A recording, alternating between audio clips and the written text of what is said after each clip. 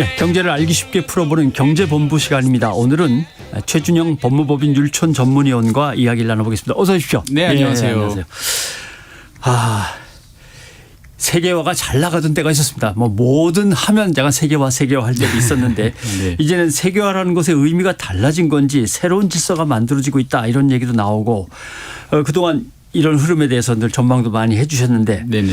새로운 질서 이것부터 좀 설명을 해 주셨으면 좋겠습니다. 그러니까 쉽게 말씀드리면 냉전이 종식된 이후에 우리가 세계화라는 표현을 되게 쉽게 쓰고 있습니다. 그러니까 세계화라는 걸 생각해 보면 되게 신기한 개념이죠. 지구 반대편에서 뭔가를 가져와서 물건을 만들고 다시 그거를 지구 반대편에 갖다 파는데 그게 가장 싸고 가장 효율적이다. 예.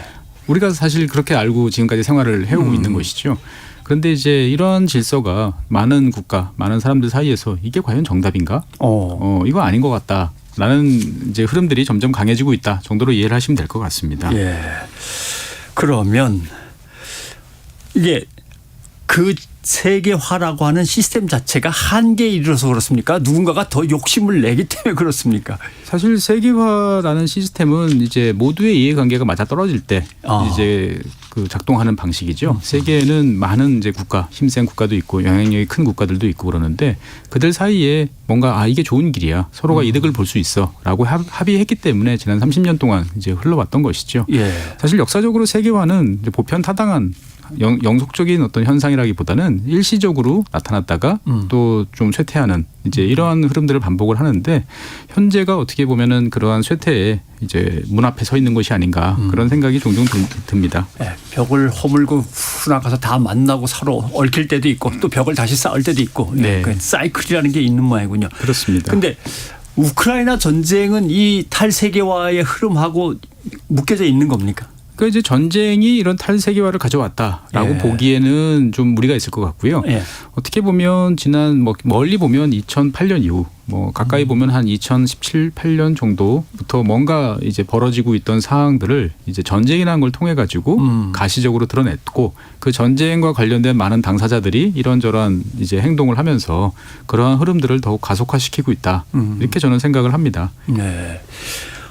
미국이란 나라는 아무튼 우리 산업을 보호하고 일자리도 더 늘리고 하면서 여러 가지 목적에 의해서 갑자기 인플레를 가지고서 핑계를 댄다거나 반도체법을 갖다가 어떻게 핑계를 댄다거나 이러면서 힘을 자기 자국 안으로 모아들이고 있고 이거에 반대하는 또 블록들이 만들어지고 있고 이런 것 같은데 이것도 일시적으로 한바탕 겪고 나서는 다시 세계화로 갈 수 있다는 뜻이 되나요? 글쎄요. 이제 미국이라는 나라가 이제 왜 이런 모습을 보이고 있는지에 대해서 사실 좀 심도 있게 잘 차분하게 좀 볼 필요가 있어요.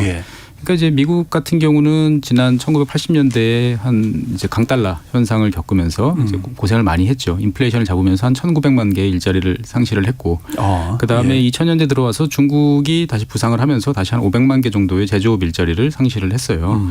근데 이제 미국 입장에서 봤을 때는 세계화라는 흐름 속에서 서로 역할을 나눠서 이렇게 가는 게 적당하고 이익이 된다라고 생각을 했는데 08년 글로벌 금융위기 이후에 미국은 한 거의 10년 가까이 이제 주변에서 어떤 일이 벌어지는지를 잘 신경을 쓰지 못했습니다. 자기 앞가림하기 바빴던 거죠.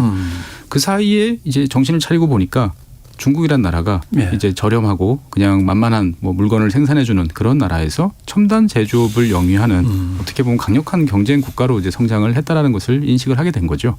그러다 보니 패권 국가 입장에서 봤을 때는 당연히 그런 국가에 대한 견제를 해야 되는데 문제는 중국의 어떤 그러한 부상이라는 게 과거의 소련 일본하고는 또 다른 어떤 형태였고 특히나 첨단 기술과 관련돼서 이제 중국의 무서운 성장이 눈에 띄었다는 것이죠. 그러다 보니까 미국이 자국 산업을 보호하겠다라는 것들은 다들 아시는 사실일 텐데 그 자국 산업이라는 게 이제 잘 들여다보면 예전처럼 무슨 자동차, 일반적인 자동차, 그다음에 석유화학, 철강, 시멘트 이런 이야기는 전혀 안 나오지 않습니까? 안 나오고. 오로지 첨단 이제 한 6개 분야 정도의 제조업에 초점을 맞추고 있는 것이죠. 어떻게 보면은 그러한 흐름 사이에서 이제 대한민국이란 나라가 가장 이제 사이에 껴있는 그러한 모습이죠. 결국 미국은 미래 먹거리 중심으로 해서 이제 자기들 쪽으로 미래 먹거리라고 보기보다는 제가 생각했을 때는 중국의 어떤 성장을 차단하는 그러한 요소로서 첨단 제조업을 이제 생각을 하고 있고요. 다른 한편으로 보면 이제 미국이라는 나라는 우리가 생각했을 때 이제 규제를 없애고 그다음에 주로 R&D를 잘하고 그다음에 파이낸싱을 잘하는 어떻게 보면은 그러한 쪽에 탁월한 능력이 있는 나라라고 우리가 보통 알고 있는데 최근 들어서 미국 내부적으로 봤을 때는 우리가 제조업, 특히 공정기술 현장에서 제조할 때의 어떤 여러 가지 프로세스나 거기에 관한 것들을 지난 20년 동안 다 잊어버렸다. 상실했다. 그래서 결국 우리 손 끝에서 뭔가를 만들어내는 것을 잊어버린 상태에서 과연 앞으로 우리가 중국이라는 저 거대한 끊임없이 변화하는 세력과 맞설 수 있겠느냐라는 반성을 많이 하고 있습니다. 예. 미국이 소기의 목적을 달성하면 네. 그러면 지금 이렇게 서로 간에 블록을 쌓고 자기네들 걸로 끌어들이려고 애를 쓰고 하는 탈세계화의 움직임이 끝날 것인가. 그리고 그 기간이 도대체 얼마나 걸릴 것인가. 이게 항상 다들 고민하는 문제인 것 같아요. 이 상황이 얼마나 더 갈까. 이 문제입니다. 근데 이제 미국이 저렇게 움직이다 보니까 문제는 다른 나라들도 다 비슷한 생각들을 하게 되는 거죠. 예. 그동안에는 뭔가 내가 자국 산업의 특정한 영역을 키우고 싶은 생각도 들고 뭔가 그걸 잘 북돋아서 국민들한테 좋은 일자리도 주고 싶고 했는데 이게 다 어떻게 보면 WTO 체제나 이런 쪽에서 보면은 보조금이라든지 예. 뭔가 국가 간의 분쟁 소지가 있었던 행위란 말이죠. 중국은 물론 하고는 있었지만 근데 그런 상황에서 이제 미국이 이제 어떻게 보면 남들의 눈치를 보지 않고 자국의 이익을 극대화하는 쪽으로 가다 보니까 뭐 EU라든지 다른 지역들도 똑같은 생각들을 하게 된다는 그렇죠. 거죠. 예. 그러면 결국 이러한 흐름들은 세계는 하나의 통합된 시장이고 제일 효율적인 곳에서 물건을 만들어서 전 세계에 판매를 하면 된다라는 시스템 자체가 이제 깨져나가는 거죠. 즉 어떻게 보면 우리나라 입장에서 봤을 때 보면 뭐 대한민국이 됐던 중국이 됐던 어느 한 지역에 최고의 효율성을 가진 플랜트를 만들어 놓고 수출을 했는데 이제는 그거를 쪼개서 뭐 파란 쪽을 떼어서 미국에 보내고 파란 쪽을 떼어서 이제 유럽에 보내고 다리 한쪽을 떼어서 어딘가 보내야 되는 이제 이러한 상황으로 변할지도 모른다라는 거죠. 예. 그래서 그러한 과정들이 이제 순탄하게 과연 진행될 것이냐라고 하면 쉽지는 않겠죠. 예. 그리고 그 기간이 과연 뭐 향후 5, 6년 내에 종료될 것이냐라고 보면 그거 역시도 무리한 기대인 거죠. 그러다 보니까 세계화가 지난 30년 동안 진행이 됐다라고 보면 앞으로의 또 변화 과정 역시 한 2, 30년 동안은 또 계속 진행되지 않을까 저는 그렇게 생각합니다. 뭐 같은 뭐 연관되는 주제의 얘기일 수도 있습니다만은 중국하고 러시아한테 어느 정도 거리를 두고 어느 정도 투자했던 것을 다시 회수하고 이 고민도 기업들은 지금 할 거 아닙니까?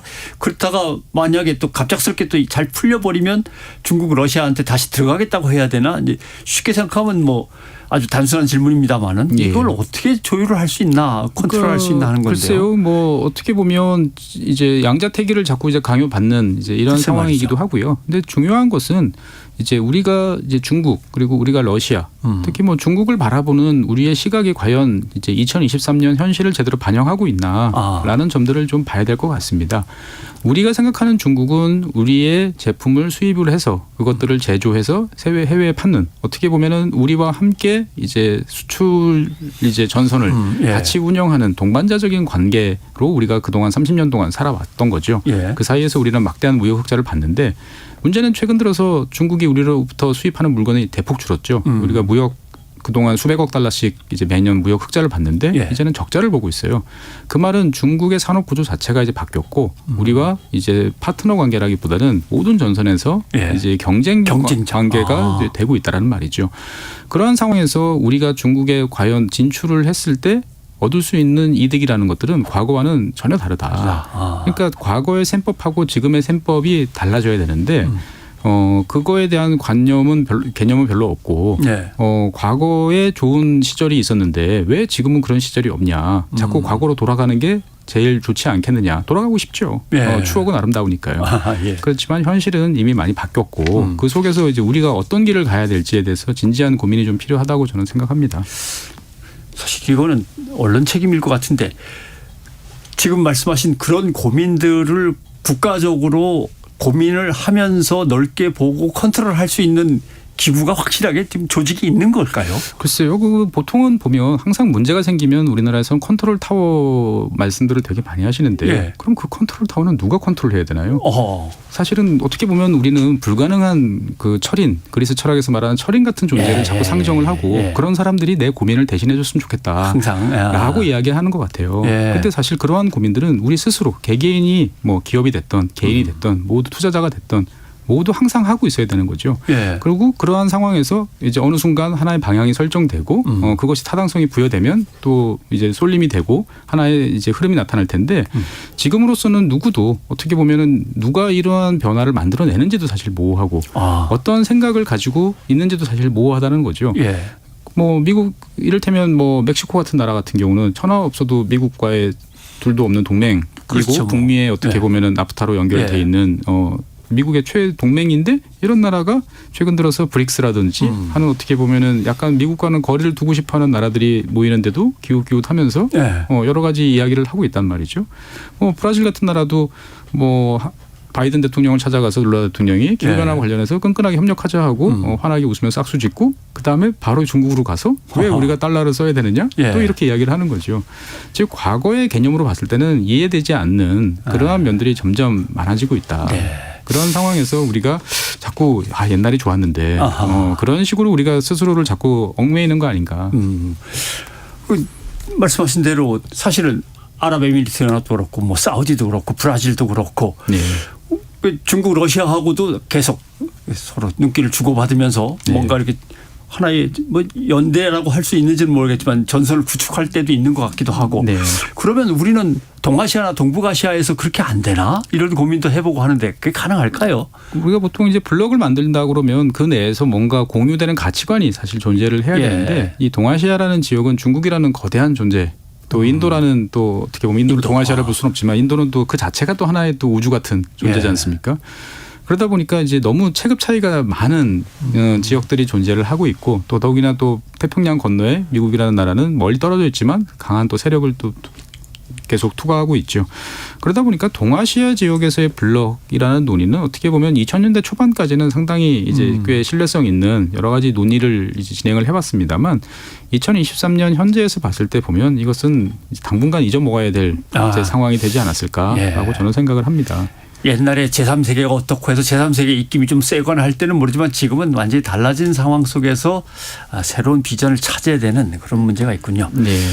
또 궁금한 것은 미국은 자꾸 먹을거리들 있으면 미국에 와서 하라는 이제 취지고 네. 뭐 이거 하다 보면 또 그것도 들어줘야 되고 또 나름대로 더 수익을 다 발생시킬 수 있는 곳으로 공장들이 떠나면 내수 산업은 대체 어떻게 될까라고 하는 것도 고민 중에 하나입니다. 그렇습니다. 많이 이제 다들 고민을 하시는 사항이 그건데 예.